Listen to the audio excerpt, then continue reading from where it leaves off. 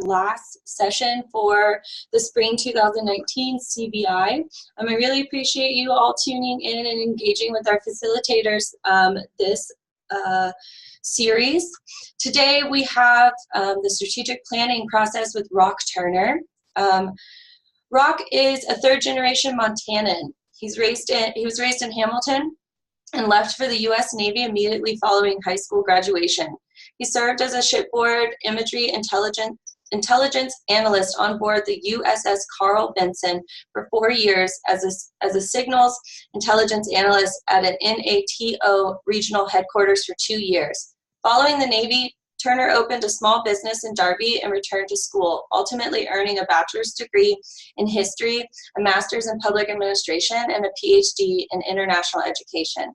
His academic interests are focused on service to community and social inequities. He is an AmeriCorps alum, a former Franklin Project ambassador with the Aspen Institute, and currently conducts team research on international education and independent research on educational reform. Welcome, Roch. Go ahead and get started. All right, thanks for having me. I'm gonna put the drop-down menu here. If you guys have any questions or anything throughout this this presentation, feel free to put it in chat, and I'll do my best to track it. Sometimes I miss it because I get carried away, get pretty excited about strategic planning. I'll jump right into this. It's going to be about 45 minutes or so with time for questions afterward, but I want to be sure that everybody knows that if you have a question in the middle, feel free to jump in. So we're going to go through the strategic planning process from beginning to end. The very beginning stages, most of your organizations, I assume, have already been through.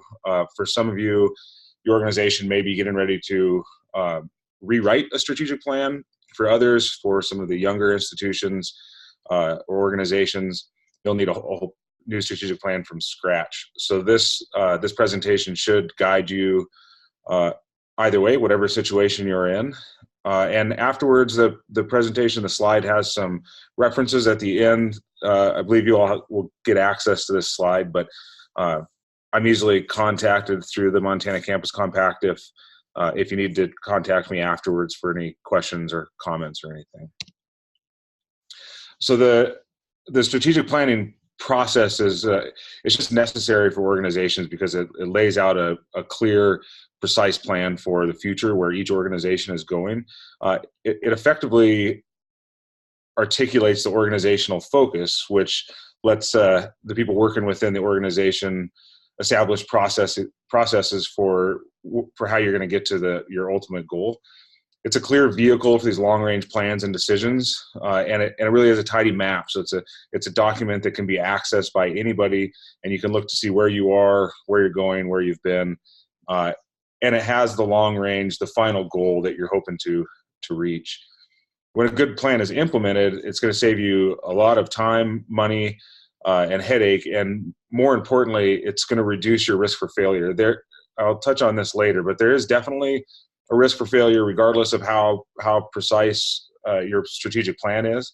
But some of those risks are out of our hands and some of them are not. And so if you follow this process well, it's going to reduce that risk of failure dramatically. Every organization requires an initial framework in order to make these informed decisions. If you don't have a document that really truly outlines what you're supposed to be doing, it's really easy for miscommunication to take place, for mistakes to happen, or for different people to be heading in a different direction rather than working adjacent with each other towards a common goal. With this solid work plan in place, it's going to become a building block for the next steps. So as your organization evolves, you'll have the opportunity to look at this document, the strategic plan, as a sort of a foundational piece. It requires the organization to closely examine who they are and where they're going.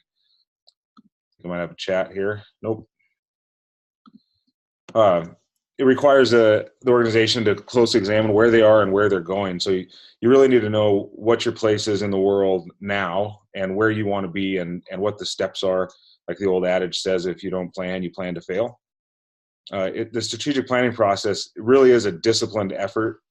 This is not something that people do sort of on the fly. It needs to be very disciplined, and very, very actively approached in order to produce these decisions and actions that can guide and shape what the organization is, what it's going to do, and why it's doing it. These processes are deliberate. I want to be very clear about that. They're deliberate sets of expectations designed for the organization. Each step should have justification and a clear understanding amongst all stakeholders on why and how the organization is doing what it's doing. Each plan encourages strong communications because it gives us this roadmap that we can follow and gives us something to discuss in concrete terms. It sets up accountability. Everybody in the organization has a role to play, and that should be articulated in the strategic plan. And it also enhances this ongoing learning and develops participation amongst all of the stakeholders in a given organization. Some important consideration: communication is critical to successful strategic planning. As with most things in life, a clear communication is going to help. But if the strategic plan clearly communicates what the organization is meant to do, it will help inform, motivate, and involve all of the stakeholders. It's an integral part of decision making, open dialogue, and idea formulation. So as leadership and other folks within the organization are making decisions that are of importance, they should be able to refer to the strategic plan as a roadmap for why they're making the decisions, or a consideration of whether or not the strategic plan needs to be revised because of evolving situations. From the very beginning of this process, the plan should outline accountability and responsibility. So each person should know exactly what they're accountable for, what they're responsible for doing, and how they're going to get it done. So the first phase of the strategic planning process is to prepare the plan. This probably sounds a bit intuitive, but if you're not preparing yourself for writing the plan, then who knows what's going to happen with it. So this initial planning is going to focus on steps required for success. We're of course concerned with a successful our organization achieving success, and that's what we want our strategic plan to guide us through. All roles and functions are described and implemented. So this commitment to the plan of action oriented focus, where we want everybody within the organization to really clearly understand what their role is. The strategic planning focuses on achieving the best fit between an organization and its environment. We'll discuss this later, but the environment in which an organization is situated is a critical component to the strategic plan. For instance, a strategic plan for a school district in Western Montana is going to be far different than a strategic plan for a school district in say Detroit or Washington D.C. There's different environments to consider, and so be mindful of that as we go through this process. What is the environment of your particular organization? And this organizational purpose statement, it must mirror the values and encourage direction. So the values of the organization, this organizational ethos, should be reflected in the strategic plan. So phase two is the mission, vision, and values stage. First, we're going to create a mission. Many of you probably work for organizations that have an existing mission, and that's fine. And at times, we need to revisit the mission. Oftentimes, organizations find themselves engaged in what they call mission creep, where we're slightly moving away in our actions from what our core mission is supposed to be. When that happens, it's good to reevaluate whether or not the mission creep was necessary, and maybe it's time to revisit the mission. Other times, we realize that we are moving away from our mission and we need to kind of regroup. But for those of you in organizations that don't have a mission statement, in the creation of a mission statement, it should represent the shared values and vision of the organization, and all of the stakeholders should be involved in the process of establishing the mission. It should be focused on the core purpose of the organization. What is your organization supposed to do? So you might look at it kind of like the sunflower model, where the middle of the sunflower is your absolute core function, and all of the petals are the other things that you're supposed to do. But the mission statement really should be focused on that core purpose, not on all of the petals themselves. Your board, administration, staff, community, all of your stakeholders really should be involved in the creation of a mission statement. So effective mission statements are going to deal with these human needs, economics, relationships, growth, and spirit. In terms of economics, it's important to understand where your organization sits and whether or not you have the finances available to achieve your mission. Relationships are critical in all aspects of life, but with an organization, to maintain positive relationships and ensure that the mission statement helps you do that. That's important. Of course, organizations do not want to be stagnant. Growth is healthy for organizations. And then the spirit of the organization, what is it that you're supposed to do? And it goes back to this organizational ethos and the core beliefs within the organization and its stakeholders. The vision, on the other hand, is really, if we create an appropriate mission and we're able to actually achieve the mission, what would the world look like? This vision is going to create a picture and be a statement of the desired future. So our mission statement, this is what we're supposed to do. And if we do it, this is what the world will be like. Maybe our organization hopes to reduce homelessness by 10% in the next 5 years. So what would it look like in 5 years if homelessness were actually reduced by 10%? The mission should be realistic, of course. The vision, it's okay for it to be lofty. It's okay for us to dream big with our organizational vision. Effective vision statements must communicate the vision. Of course, they need to be well articulated. If they're not well articulated, they seem a little nebulous or confusing. It's going to be difficult for people to rally behind seeing that vision through. It should focus on specific elements. This is part of the articulation of the vision, but also we don't really want very large, broad themes in the vision. We can be specific about what we hope to do. It needs to be trustworthy and show trust in others. This is why we have all of our stakeholders involved, so that we're really demonstrating that this is something that we all envision for the future of our organization and the future of our community. It's going to help us make these decisions and solve problems because we're ultimately trying to achieve that vision. It should communicate the vision. We should communicate the vision constantly to everyone involved. It's important to keep the vision of our organization in the back of our minds with all decision making, with all conversations, so that we can be clear about what we're doing and laser focused towards achieving this vision. For leaders in the organization, of course, we need to promote a positive culture.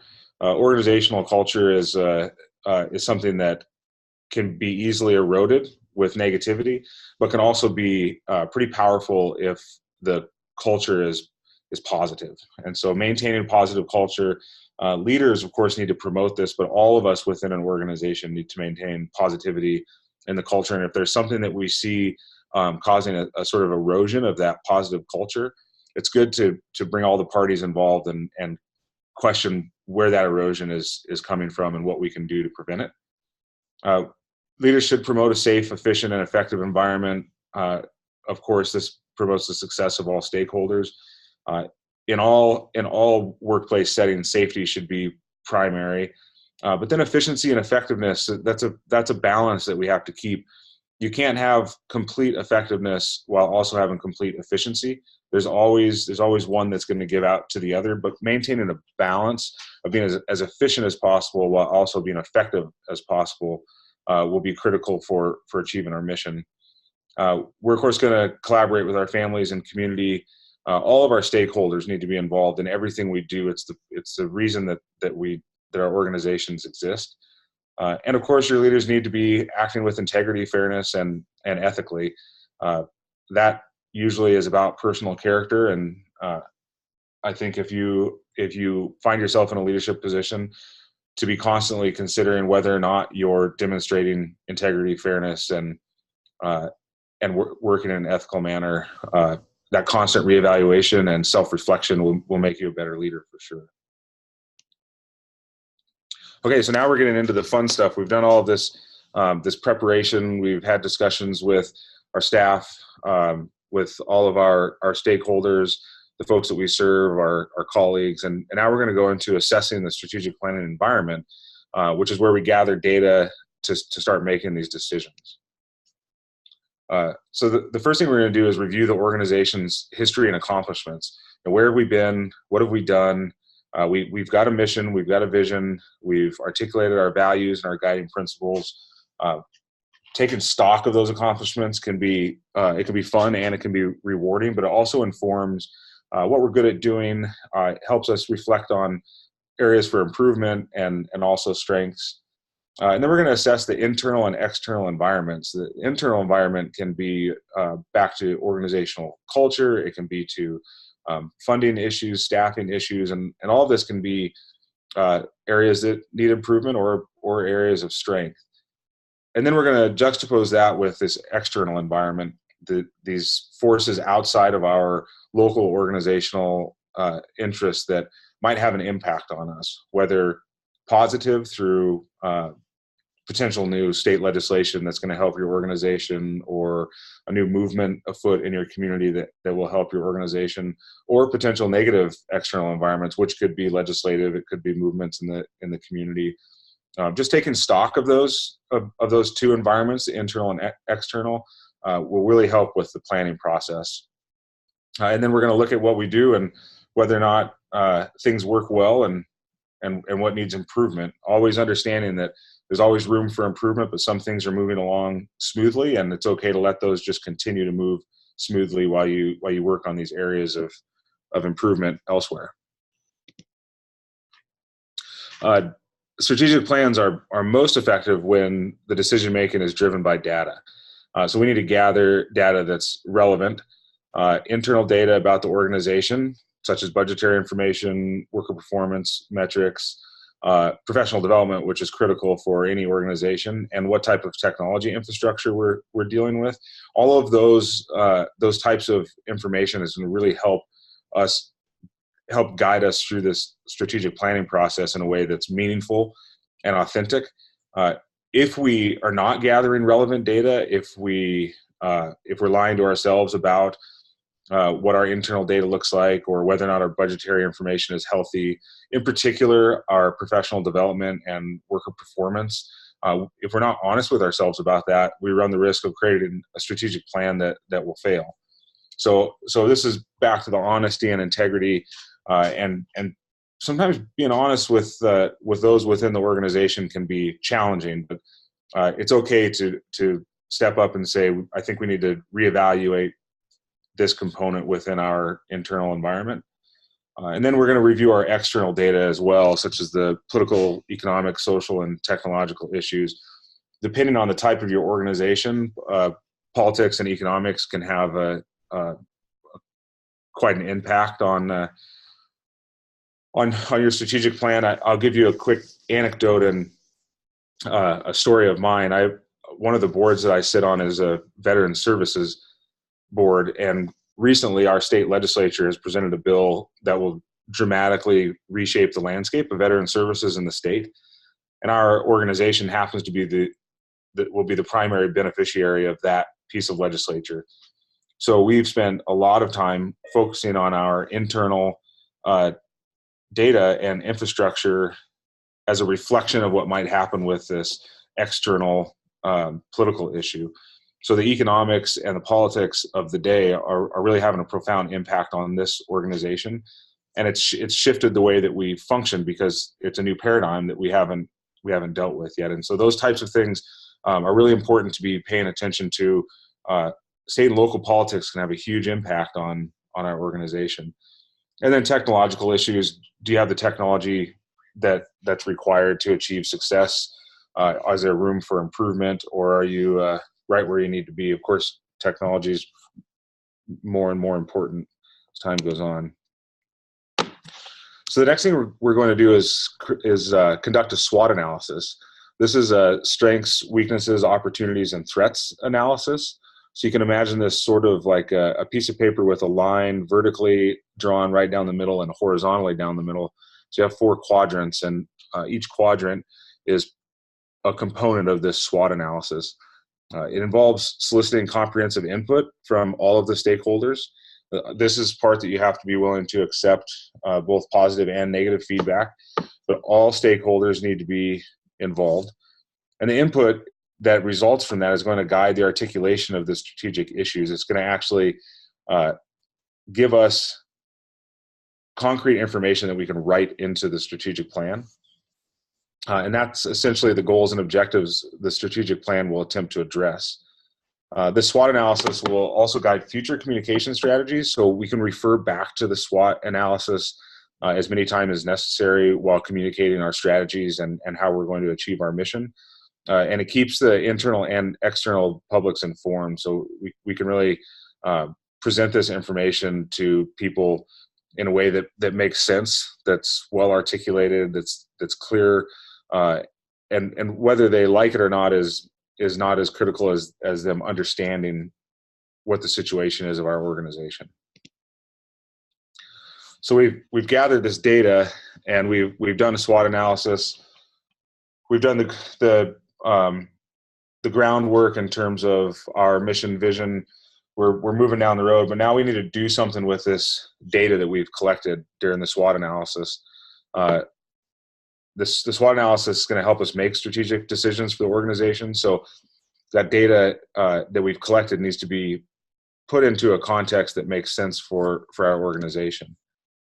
The strategic issues are the organizational goals and objectives the strategic plan will attempt to address. So what exactly are we trying to do? How are we going to get there? And how are the results of our SWOT analysis going to impact those issues? Real quick, I want to go back to the SWOT analysis shortly. I've been through a number of these processes where the strengths and the opportunities, especially for the more optimistic folks in an organization, are really easy to identify and list. But our weaknesses and our threats, usually people are pretty clear about, but our weaknesses can be difficult to address and to come out with, especially when we're working with all of our stakeholders. And so it's important when you're conducting the SWOT analysis to really demonstrate honesty with yourself and with others about where your strengths are, where your weaknesses are, and then are these opportunities concrete opportunities, or are they long shot? It's okay to, again, like I said, to dream big and go after the long shots, but it's important to be honest during that process, because that SWOT analysis is going to be a driving force for the strategic planning process.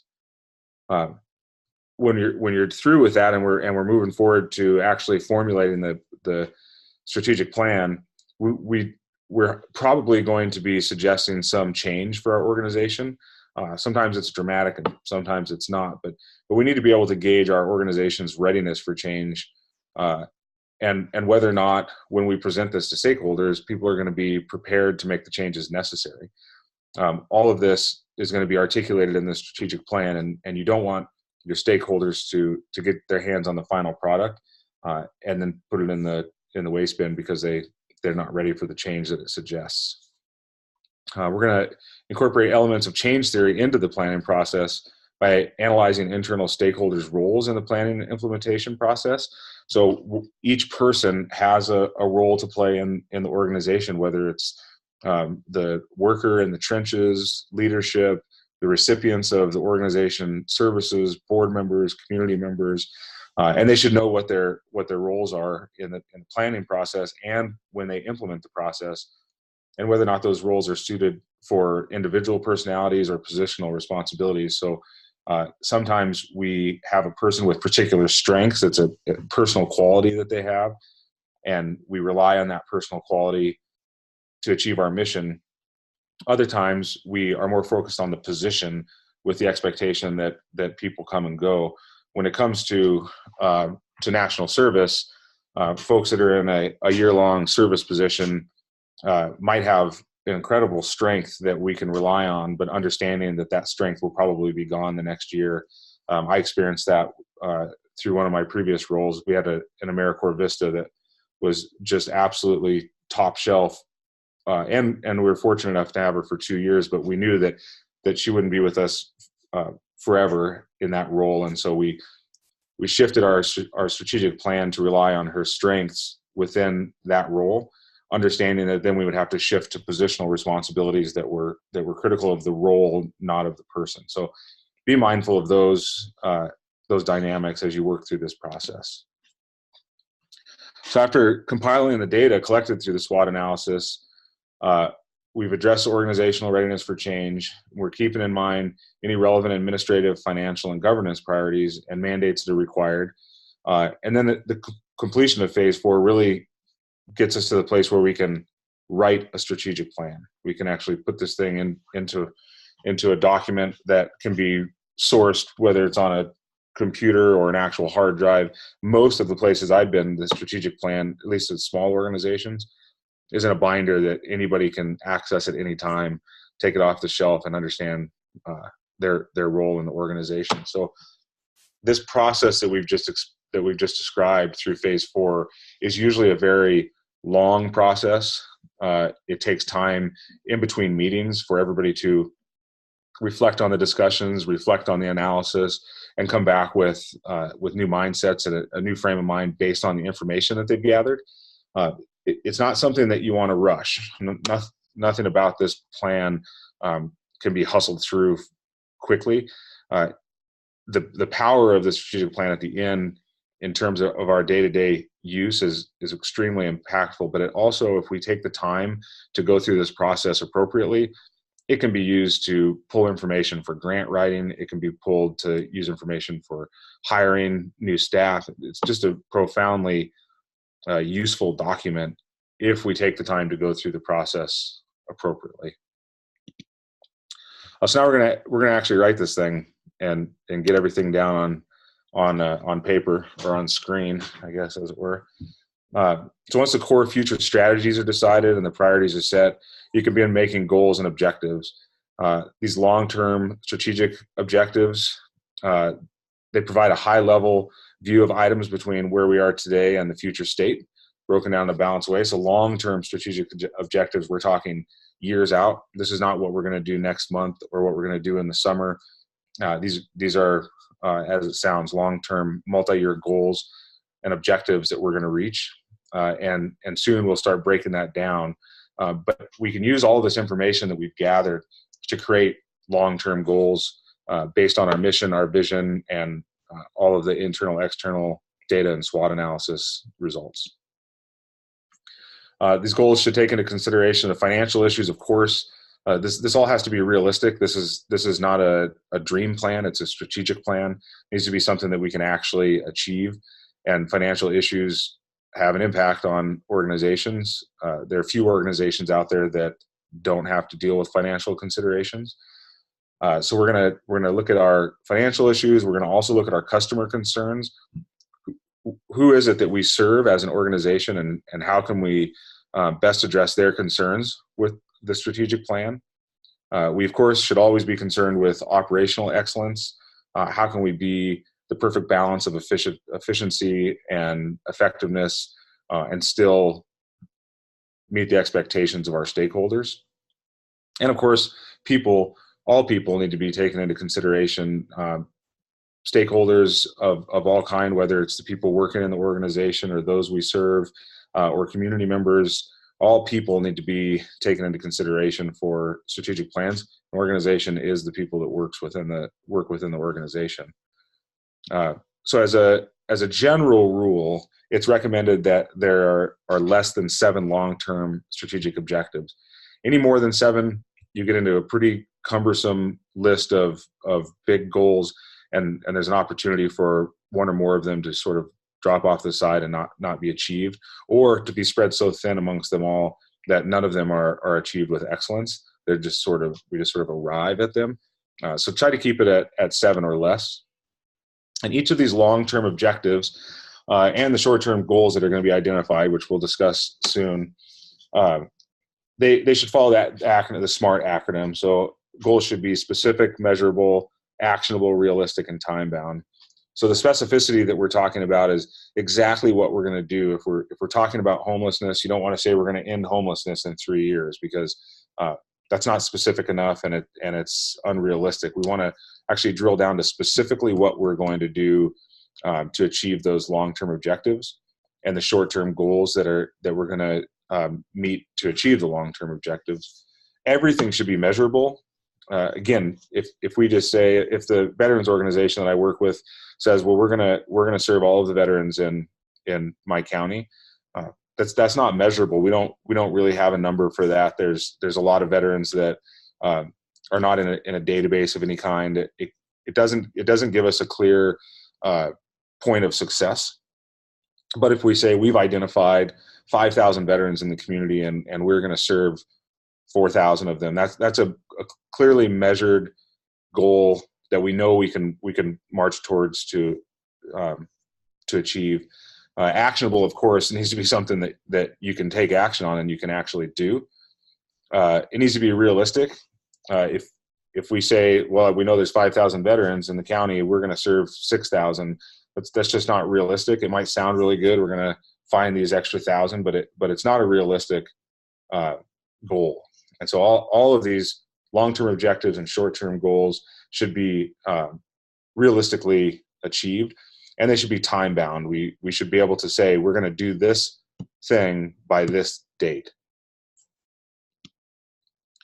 So short-term goals can be arranged on a year-to-year basis. Sometimes that's not possible. If you can in your planning process, it helps you have a longer-term horizon. So you have your goals that are these milestones that are due in year by year. But oftentimes I've seen short-term goals in the more detailed strategic plans. Short-term goals can be on a weekly, monthly, quarterly, or semi-annual basis. It just depends on what you need to do to achieve those long-term goals. You've got these 7 or fewer long-term objectives, and the short-term goals are the steps that you're going to take to get there. Right? You don't take a single step in a marathon. You take a whole bunch of small steps. That's what these goals are, and you should identify these short-term goals that people within the organization can work towards to ultimately together achieve the long-term objective. With long-term and short-term goals established, the financial impact of the plan can be investigated. So once we know, okay, this is where we want to be with all of these objectives, and these are all of the short-term goals that we're going to meet in order to achieve the long-term objective, is this actually a financially viable program? Managers, leadership, they should get their best market projections on the cost of each goal, taking into consideration the potential for price increases over time. When inflation is a thing, there's a lot of reasons why costs could increase or decrease. And so the best possible market projections are going to help us achieve these goals. And we should be at least expectant of some unforeseen financial instabilities or derailment throughout this process. Maybe not count on it happening, but if you expect the worst, then oftentimes when things go a little bit better, you're better off. So a good financial assessment is going to make allowances for any number of these external forces that we're concerned with. Some of those external forces should have been identified during the SWOT analysis. A detailed SWOT analysis is going to identify all of the weaknesses and threats, and financial external forces can definitely be a threat. So at this point, the plan is actually assembled and written as a step-by-step assessment, the present situation and recommendations for the future events. You can write this out in any way you'd like, and the detail by which you write it is up to you and your organization. There is no set format. You can get strategic plan templates online, but they all vary because there's no one tried and true, this is the best strategic plan template. The shape on paper is going to reflect the character of the contributors and the needs of the organization. So it's going to be obvious if the strategic plan is written in a sort of haphazard manner without much detail. It's going to be clear that the people that contributed to the strategic plan approach the process in a haphazard fashion and we're not very detailed. So it should reflect as much of the work that has been done in phases 1 through 4 as possible, and list all of the steps that will be taken in phases 6 and 7. Each step should be clearly defined and articulated so that anybody can get their hands on the strategic plan and understand what it is that they're doing and why they're doing it, how they're doing it, what the justification is. This step is going to require the approval of key members of the organization. So certainly leadership needs to be engaged, but if we have incorporated all of our stakeholders throughout the process, the odds of our strategic plan being adopted are quite high. We need to show that the leadership endorses the actions taken in the past and to be taken in the future. So where have we been and where are we going? And we want everybody to really be engaged in this process. So at the end of phase 5, the final product is done. You've got your hands on a strategic plan. Theoretically, everybody's pretty pumped about it. There's always going to be components that some people have disagreements on, but in general, the consensus should be that the strategic plan is tip top and ready to go. So now we've got a strategic plan.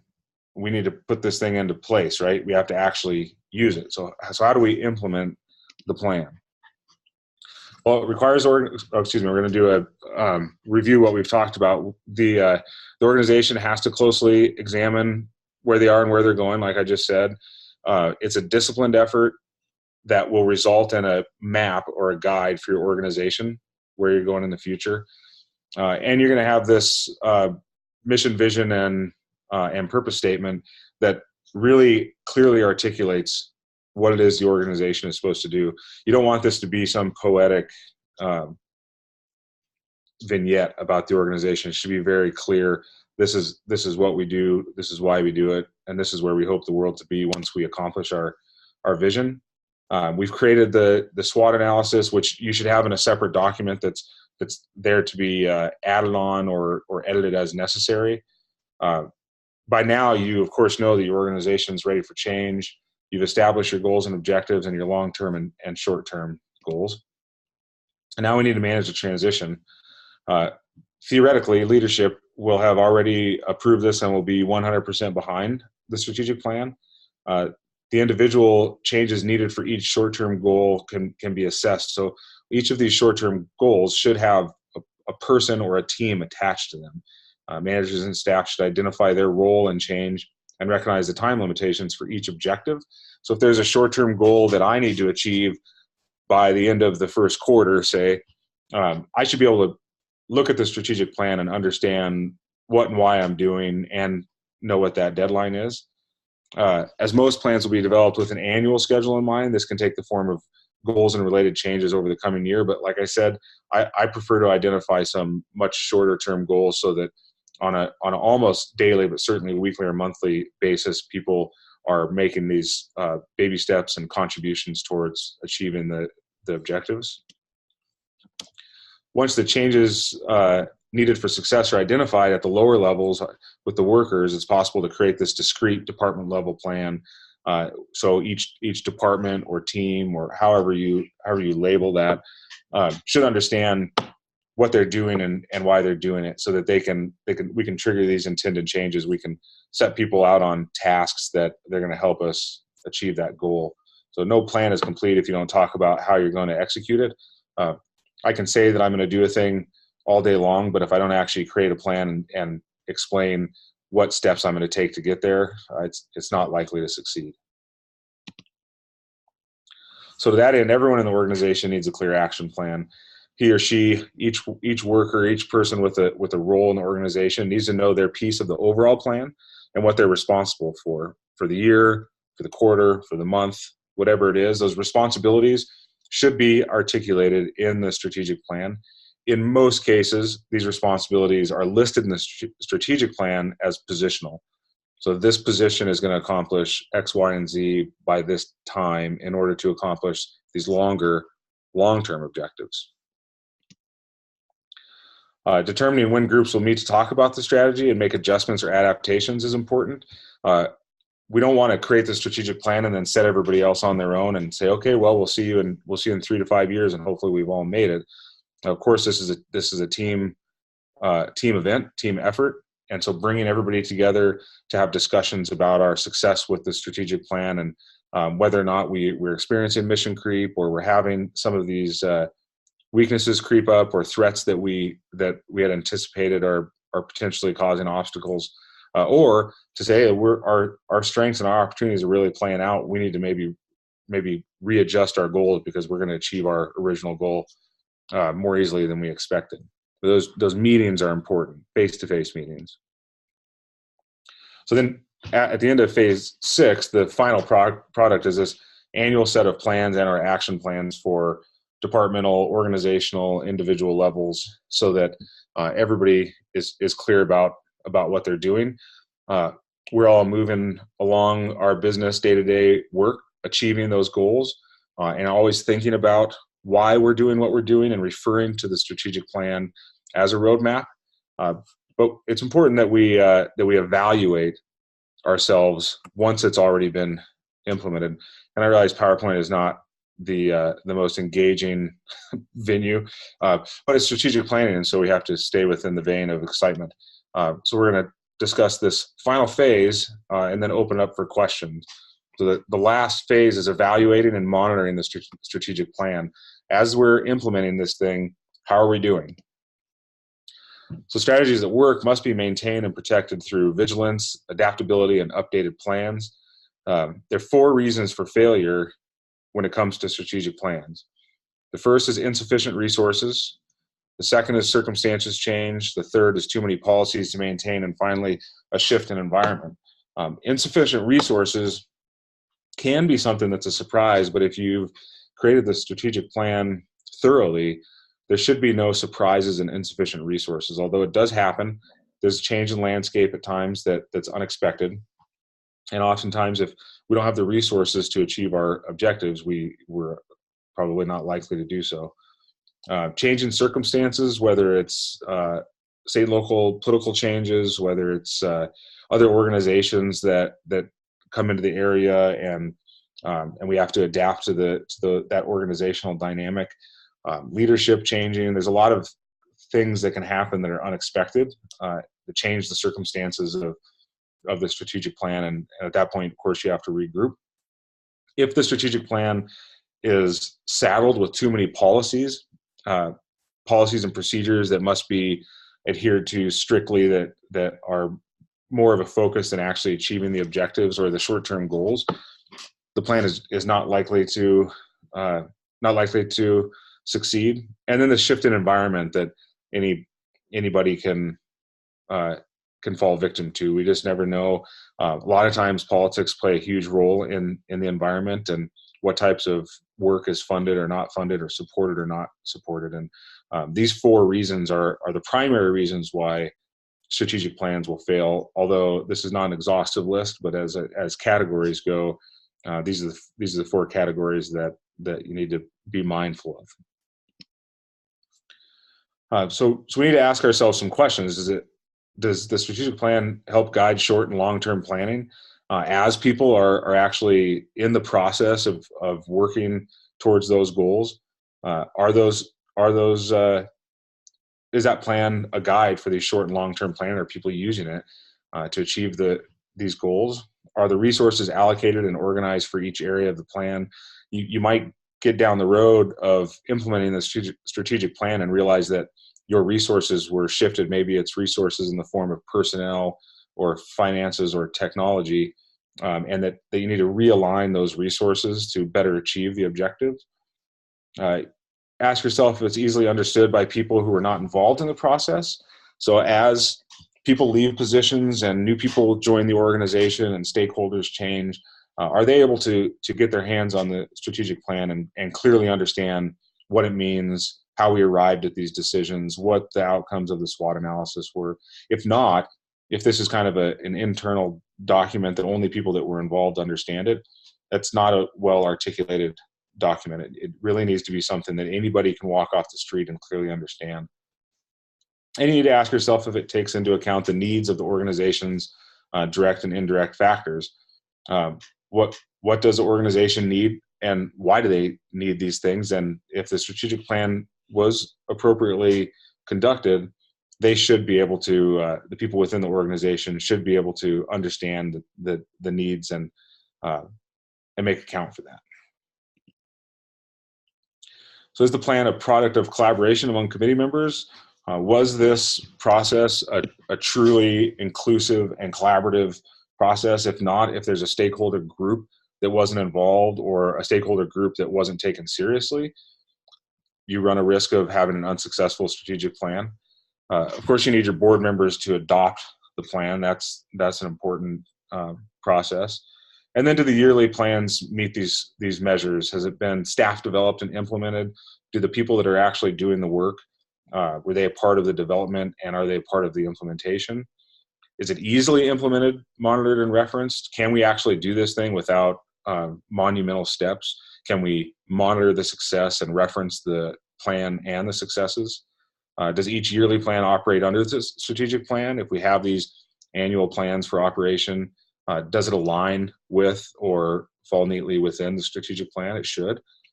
And is it realistic to the needs of the organization? Is the organization actually going to achieve its mission if the strategic plan is implemented appropriately? The strategic plan is going to need to affirm and monitor, update, revise at least once a year. So this is a 3 to 5 year strategic plan, and as things change, as things evolve, all the stakeholders need to regroup and make changes as necessary. It shouldn't require any sort of sweeping change. It should be just small revisions, but that depends on these internal and external factors as well. But we should be regularly revisiting the strategic plan and making adjustments as necessary.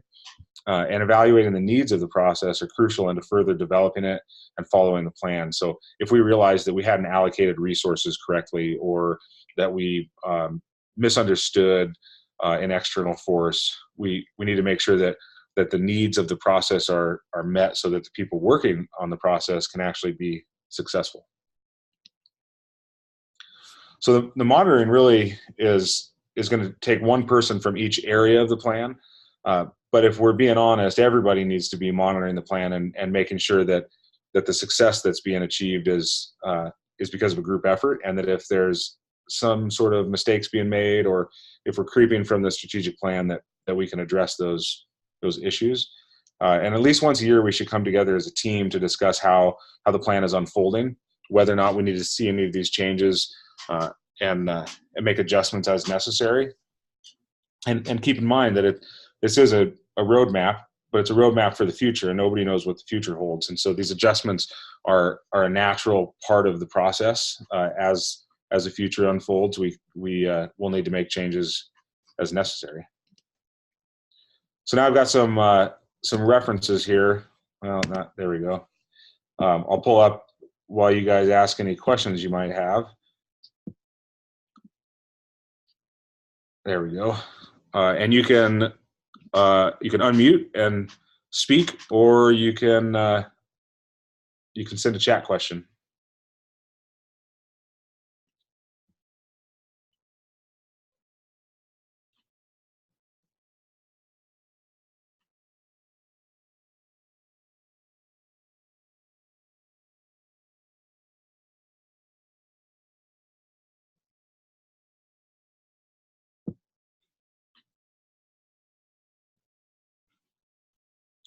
And if there are not questions, the slide is available, and my contact information is available through the Montana Campus Compact, and I welcome any of you to reach out to me if you have any questions. Here we go. Since the plan is evergreen, where does it live so it can be easily updated? Depending on the size of your organization, you may have a shared drive or something that the strategic plan has its own folder so that people can refer to it. Like I said, I like having a binder or a hard copy that I can refer to. Of course, there's going to be an electronic copy because it's 2019, but I think being able to update that with stakeholder input and with the approval of leadership, it should be available to everybody.